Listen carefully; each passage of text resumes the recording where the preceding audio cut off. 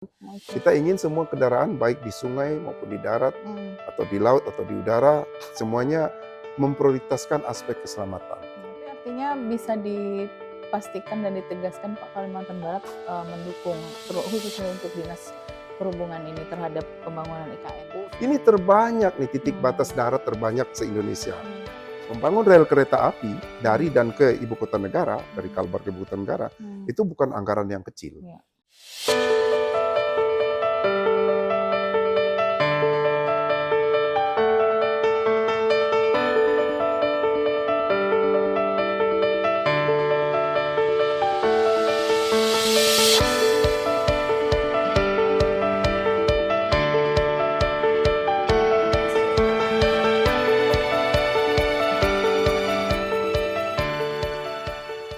Assalamualaikum warahmatullahi wabarakatuh. Halo, selamat siang. Kembali lagi bersama saya di Insight Talk. Kali ini sahabat Insight, tema kita di hari ini yaitu dengan Dinas Perhubungan Kalimantan Barat. Kita akan membahas terkait program, kemudian apa saja yang sudah dilakukan di 2023 kali ini. Sudah bersama saya Kepala Dinas Perhubungan Provinsi Kalimantan Barat, Bapak Antonius Rawing. Ya. Selamat siang, Pak. Selamat Terima siang. kasih sudah memberikan waktunya untuk ngobrol bersama sahabat Insight.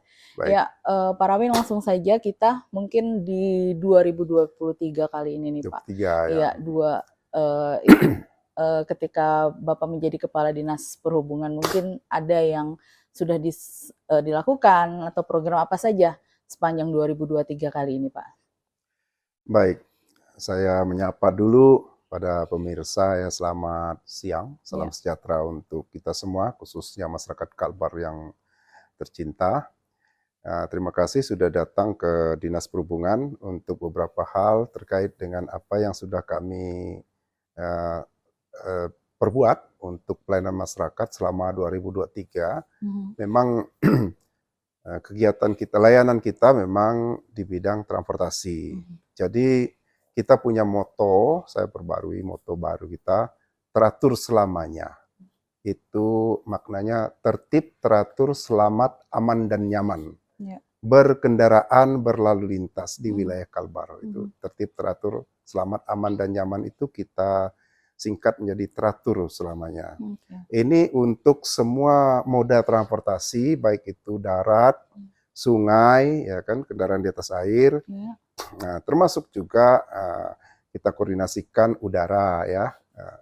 Jadi untuk layanan yang kita berikan, selain untuk memastikan kelayakan kendaraan beroperasi, kita juga memberikan layanan untuk paskesnya, fasilitas keselamatan yang ada di ruas-ruas, khususnya ruas jalan provinsi.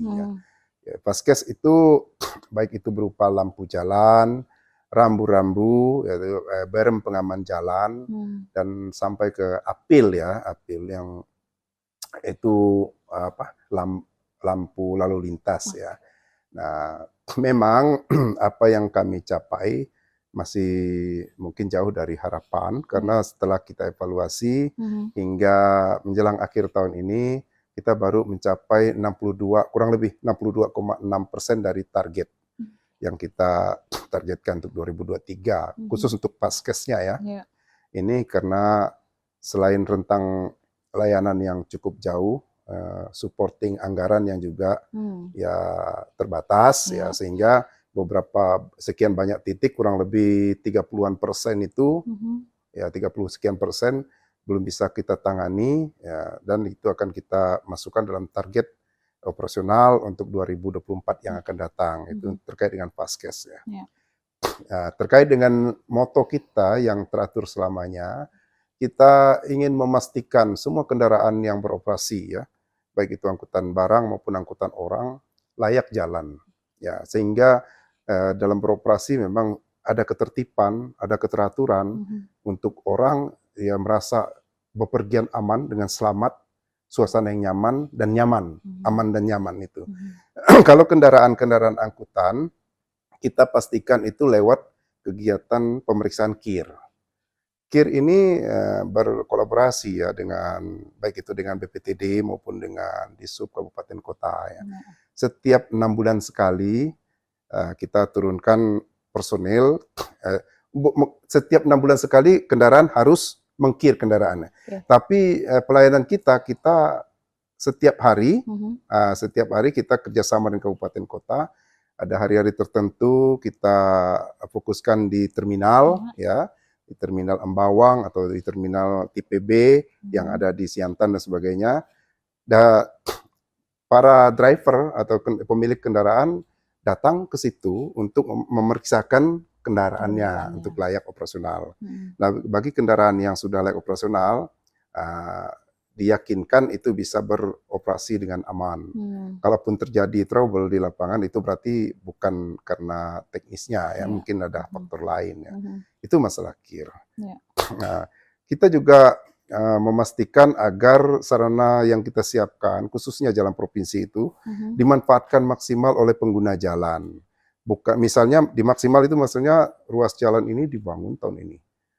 Diprediksikan misalnya usianya itu 5 tahun.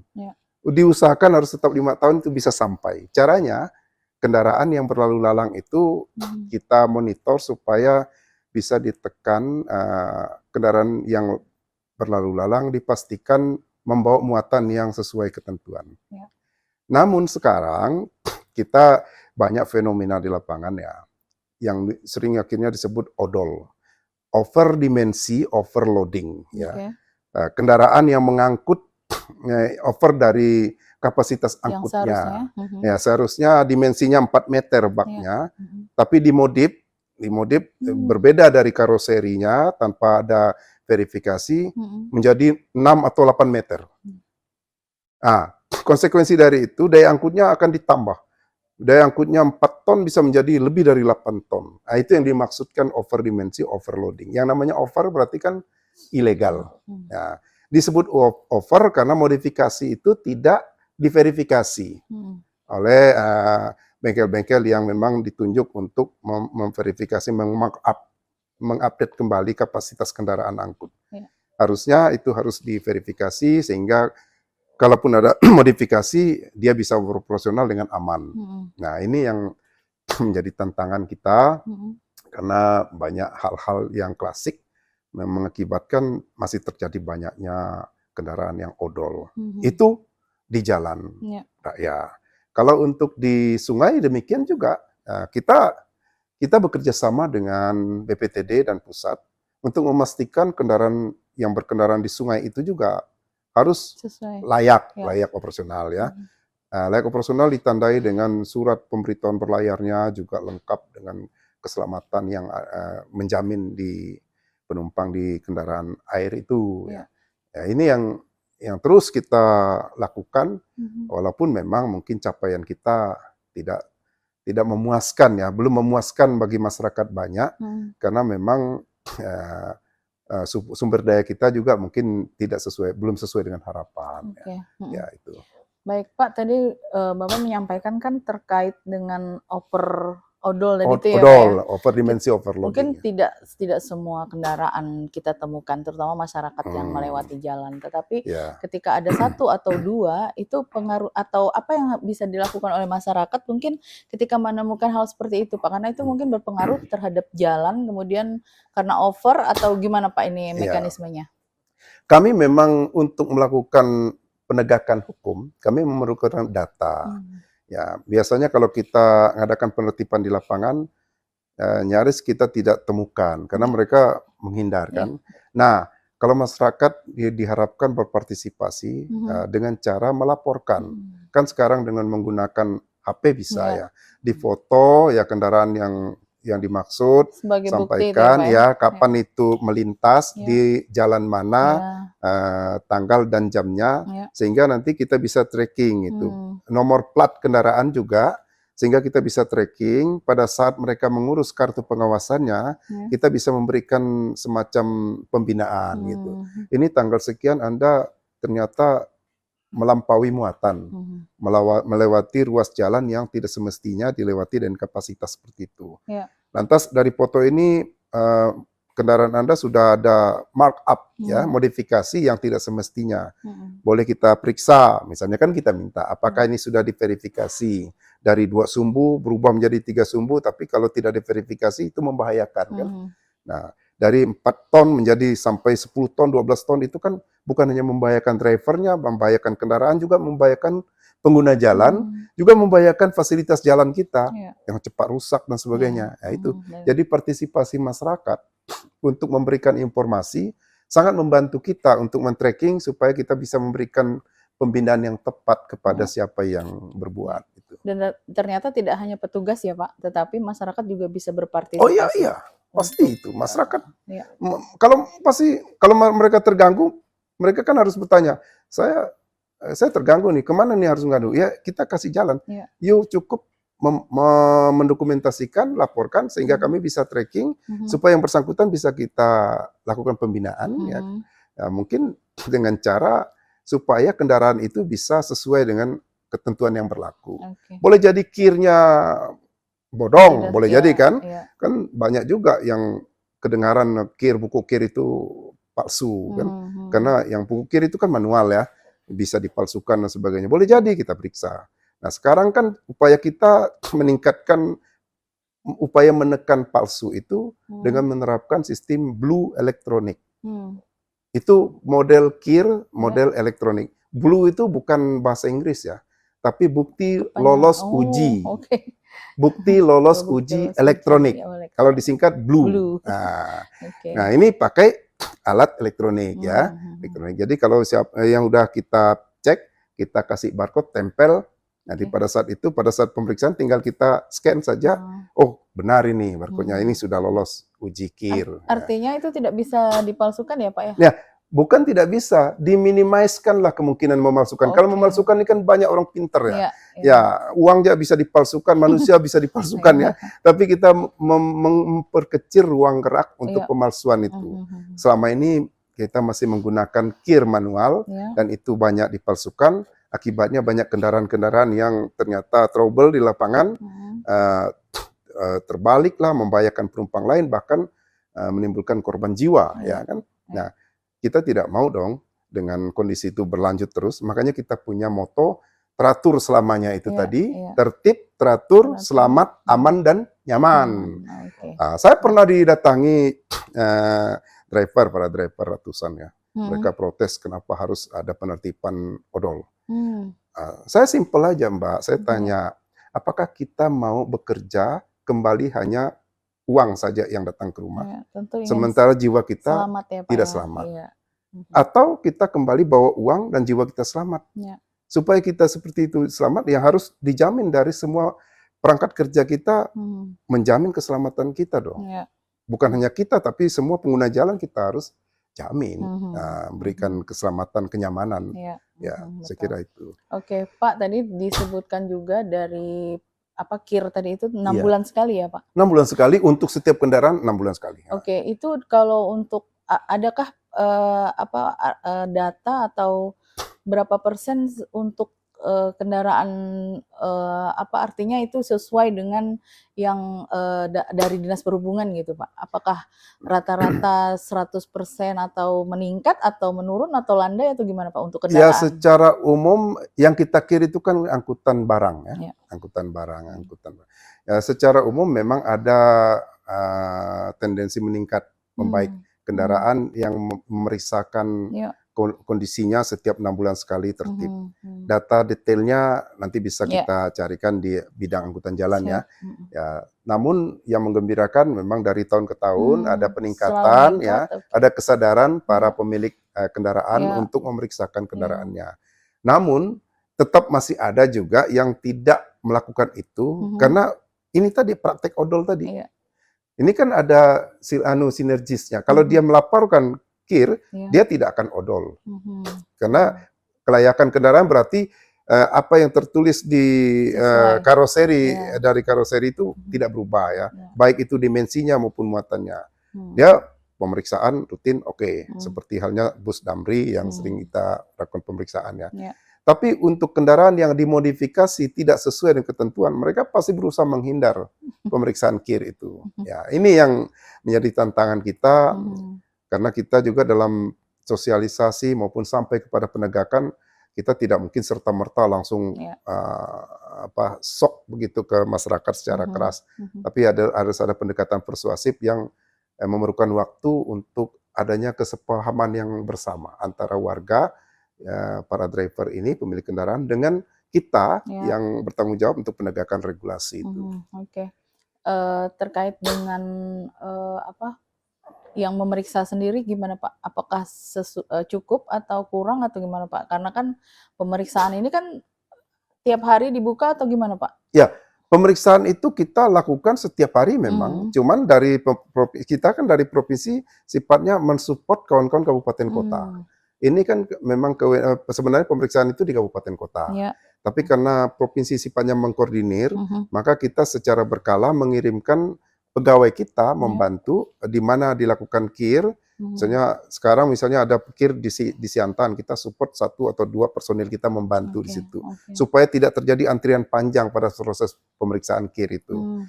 Ya, setiap hari ada produsen KIR karena kendaraan kan banyak ya. Tapi untuk satu kendaraan minimal dia memang harus memulai pemeriksaan keselamatan setiap 6 bulan dia cek, setiap 6 bulan cek lagi. Mungkin kanvas remnya blong atau yang aus, atau remnya yang tidak pakem lagi, atau mungkin rodanya yang udah gundul ya kan, atau spionnya tidak sesuai lagi standar. Kita mengingatkan ini harus disesuaikan. Selama ini belum sesuai, opnam juga kendaraannya, kan gitu. Oke. Pak, ini juga dengan transportasi laut tuh gimana Pak?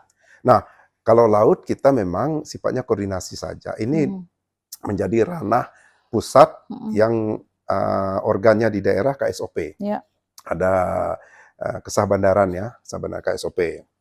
Nah, mereka melakukan tugas seperti halnya yang kita lakukan juga untuk kelayakan kapal berlayar, operasional, kapal-kapal penumpang seperti Lawit dan sebagainya, mereka melakukan pemeriksaan untuk kelayakan kapal itu, baik itu kelayakan kapal, fisik kapalnya, juga fasilitas pendukung keselamatan penumpang. Misalnya pelampung lah, skoci lah dan sebagainya, itu memang harus dicek rutin supaya pada saat diperlukan tidak ada trouble dan itu bisa berfungsi dengan baik.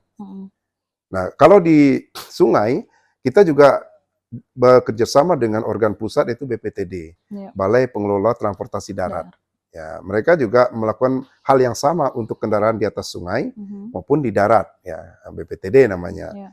Ya, kalau sungai ini kan Kalbar ini kalau boleh digelari dengan Provinsi Seribu Sungai. Ya, kita punya Sungai Kapuas yang sangat panjang, yang bisa dilayari sampai 1000 kilo ke perhuluan. Otomatis monitoring kendaraan, kelayakan kendaraan itu harus benar-benar intensif ya. Nah, memang permasalahan kita supporting untuk sumber daya itu baik personil maupun sumber daya pendukung lainnya yang memang mungkin pelan-pelan kita lengkapi ya. Karena panjangnya pelayaran ini mengakibatkan personil kita harus standby di beberapa titik. Nah, ini yang belum bisa terpenuhi dengan baik. Oke Pak, terkait dengan keselamatan sendiri Pak, transportasi di sungai khususnya. Beberapa kasus mungkin tidak terlalu banyak, tetapi masih ada kecelakaan itu. Itu gimana Pak? Ya, memang kendaraan sungai ini lebih unik ya dari kendaraan darat ya. Uniknya itu kendaraan sungai di Kalbar ini umumnya handmade ya. Bukan pabrikan ya. Jadi tingkat kelayakannya itu memang perlu formula khusus untuk membuat standar kelayakan itu. Nah, ada yang usianya mungkin sudah belasan tahun, masih beroperasi. Nah, bahkan ada kendaraan banyak kendaraan juga yang ternyata tidak dilengkapi dengan sarana keselamatan, ya macam-macam sarana keselamatan, skoci, pelampung keselamatan, sampai pemadam api dan apar dan sebagainya. Ini karena memang kondisi yang selama ini dianggap lazim, relatif tidak diperlukan. Nah, sehingga pada saat mereka berlayar, mereka hanya ingin memerlukan surat pemberitahuan berlayar saja, untuk sebagai SIM dia berlayar. Sementara kelengkapannya itu ya jauh lah dari hal yang standar ya. Nah ini memang pelan-pelan kita buat upaya bersama dengan BPTD, bersama dengan asuransi, karena kalau ada trouble, kalau dia legal, kelengkapannya lengkap, ada masalah, bencana, dia bisa klaim asuransi. Tapi kalau ternyata kendaraan keselamatannya tidak lengkap dan prosedurnya tidak benar, tidak bisa klaim. Nah, itu kan membahayakan pemilik kendaraan. Dia terpaksa harus menanggung kerugian.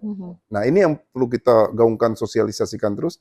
Kalau you mau aman, kalau ada masalah you tidak terlalu berat, lengkapi persyaratannya, dan kalau ada permasalahan silakan klaim. Tidak masalah dengan proses klaim. Nah, itu. Jadi saya selama ini bekerja sama, komunikasi kita intens dengan para stakeholder terkait, bukan hanya asuransi Jasa Raja, asuransi Jasa Raja Putra, juga dari Polda, Polairut dan sebagainya ya, Dirlantas, dari OPD terkait, kita kerjasama untuk memberikan edukasi yang pas kepada masyarakat supaya tingkat kesadaran itu terus meningkat yang kita harapkan.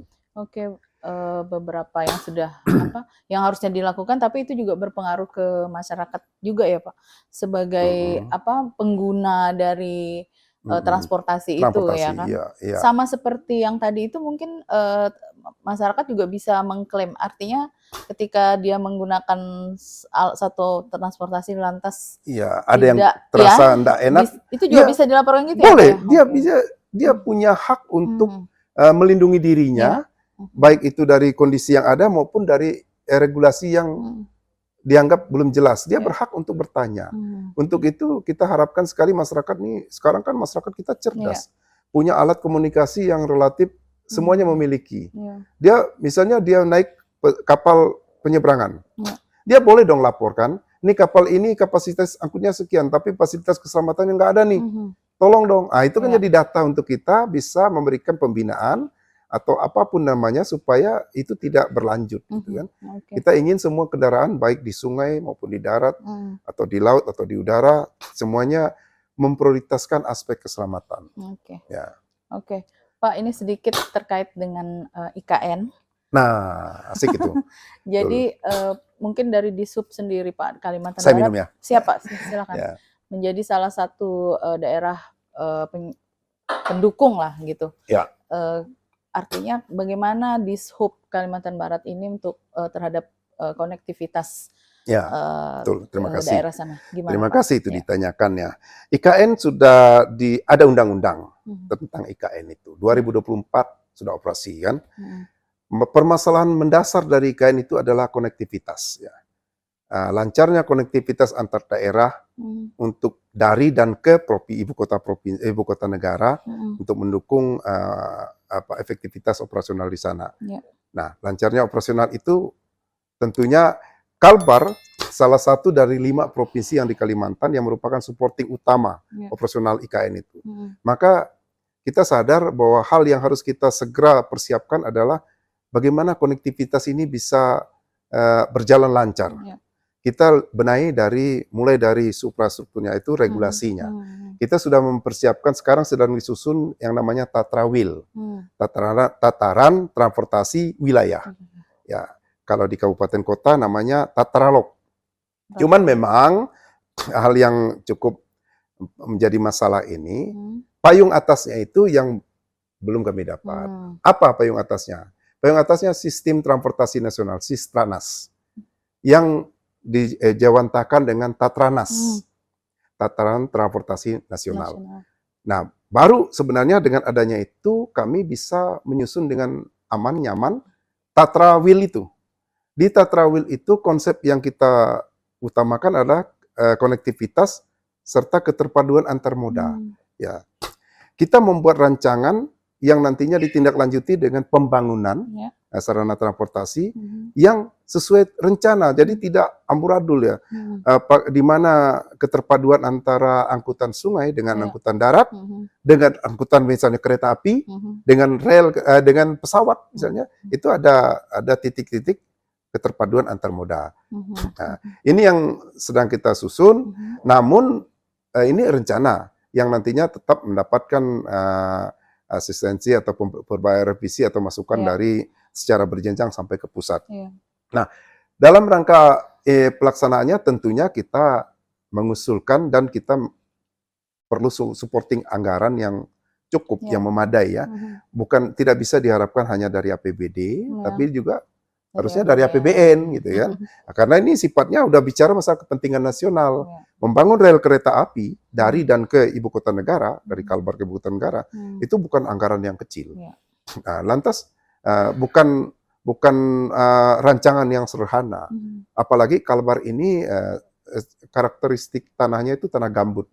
Jadi perlu perencanaan yang matang, di mana yang bisa dilewati rel kereta api, di mana yang boleh jalan tol, darat tol, atau di mana konektivitas antar transportasi darat yang menghubungkan pusat-pusat pertumbuhan yang ada, yang baik itu di Kalbar maupun di provinsi lain di Kalimantan ini, dalam rangka menunjang operasional IKN itu. Ya, jadi keterpaduan tata wil kita dengan tata ruang itu menjadi dasar dari suksesnya ketersediaan perencanaan beserta ketersediaan sarana prasarana infrastruktur transportasi. Baik itu di Kalimantan Barat maupun di Kalimantan lainnya yang ada di sini dalam IKN. Koordinasi ke Kalimantan untuk transportasi ini sudah atau gimana, Pak? Nah, sekarang memang sedang gencar-gencarnya. Kebetulan beberapa hari ke depan nanti ada lagi yang pertemuan baik itu offline maupun online dengan Bappenas ya, dengan BPN ya, tentang Kementerian Perhubungan terkait dengan rencana-rencana strategis untuk pembangunan transportasi ke depan. Titik simpul mana yang harus kita hubungkan, bandara mana yang harus kita bangun ya kan, untuk menunjang kelancaran. Nah, masalah terkait ke bandara ini hal yang permasalahan yang asik dibahas lagi. Misalnya kita punya Bandara Supadio yang statusnya itu bandara internasional, entry point internasional ya. Sebelum COVID itu sudah internasional sudah operasi. Kucing ke Pontianak lancar ya. Pada saat COVID kita sama-sama lockdown ya, baik Malaysia maupun kita.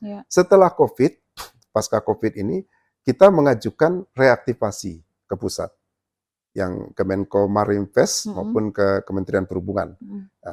Memang sampai sekarang belum ada respon yang sesuai harapan kita ya, untuk reaktivasi, maksudnya membuka kembali yang sudah jalur penerbangan Kucing ke Pontianak, Supadio. Sementara yang potensi yang kita miliki ini, bandara kita sudah ditambah runway-nya 2,6 ke 2,8 kilo sekarang. Dan itu kenapa ditambah? Karena kita memprediksikan itu bisa sebagai titik embarkasi haji. Embarkasi haji karena potensi haji kita banyak di Kalimantan Barat. Jadi kalau itu bisa difungsikan, selesai dan difungsikan, kita tidak perlu embarkasinya di Batam. Nah, kalau udah embarkasi haji berlaku dan titiknya di Supadio, berarti bukan hanya di Asia Tenggara dong. Ke Timur Tengah sana bisa terbang. Nah, itu yang kita harapkan. Nah, dan semoga nanti dalam waktu yang tidak terlalu lama lagi, dari pusat juga sudah ya memberikan sinyal, karena program yang terkait dengan ini ya, baik itu bilateral maupun multilateral sudah sering dibahas. Kalau bilateral kan kita dengan Sosek Malindo, program konektivitas. Kalau multilateral kan program Bimega, ya Bimega. Kita juga sudah bahas. Jadi prioritas dari program itu untuk pemberdayaan semua potensi adalah konektivitas antar daerah, termasuk penerbangan itu. Tapi artinya bisa dipastikan dan ditegaskan Pak, Kalimantan Barat mendukung, khususnya untuk Dinas Perhubungan ini terhadap pembangunan IKN. Oh, sangat mendukung. Kita sangat mengharapkan itu beroperasi dan secara memadai, yang nantinya pasti akan berbuah pemerataan pembangunan ya, khususnya di wilayah Kalimantan yang selama ini wilayahnya luas tapi sarana infrastrukturnya sangat terbatas. Kita sangat mengharapkan itu. Dukungan itu yang perlu ini. Dan kita yakin itu pasti akan segera terrealisasi karena memang regulasinya sudah ada, undang-undang sudah ada. Ya, komitmen pemerintah juga sudah terlihat, dibangunnya kawasan inti. Lantas ada target 2024 apel di sana dan operasional IKN. Itu sudah menggaransi bahwa IKN itu pasti operasional. Ya. Tapi Kalimantan Barat ini sedikit lagi Pak, tapi Kalimantan Barat ini dengan yang ada termasuk apa namanya daerah kawasan yang tadi Bapak sebutkan Ya. dengan gambut dan sebagainya itu tapi tetap bisa ya Pak ya. Artinya konektivitasnya tuh bisa untuk Kalimantan Barat Oh, sendiri. saya kira Ya. dengan teknologi kondisi lahan itu bisa diatasi. Wah, Israel dengan gurun aja bisa dia menghasilkan pertanian bagus kan? Ya, saya kira teknologi lah yang nanti akan mengatasi permasalahan itu. Ingat kita ini kawasan perbatasan loh. Kalbar ini punya titik PLBN yang terbanyak se-Indonesia. Ada Badau, PLBN Badau, ya Entikong di Sanggau, Aruk di Sambas, Jagoi Babang di Bengkayang, dan akan dibuka lagi Sungai Keli di Sintang. Ini terbanyak nih titik batas darat terbanyak se-Indonesia. Otomatis memang konektivitas itu tidak bisa ditawar-tawar lagi.